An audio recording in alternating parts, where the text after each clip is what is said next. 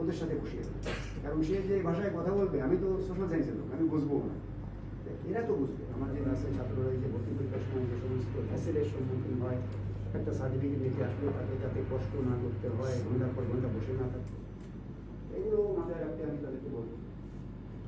আবার একটা কাজে এসে বললো, ডিসি সাহেব অফিসে নাই, 5-7টা মাস যদি একসাথে ধরতে যাবে, আমি তো একা, আমি একটা আগে ক্লাসটা শুরু করে দেখবো, সেটা মডিফাই করে যাতে ছাত্র বান্ধব হয়।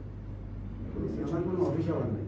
আমি জিজ্ঞেস করছি আমার অফিস আওয়ার কি, বলি অফিস আওয়ার নেই, আমি একটা বানালাম, আপনাদের অফিস আওয়ারই আমার অফিস আওয়ার, আমি নিজে হয়ে যাব, আপনারা আর 1 মাস পরে বুঝতে পারতেছেন টেস্ট করতে গেলে এটা খুবই ভালো। আমি যাই অনেক ভিতরে, আমি যখন আমার অফিসে বসতাম তখন যেতাম রাত্রে, তাহলে আমার সাথে বেশি বেশি সে থাকে নবীন স্থায়ী। আর একটা ছাত্র গুরু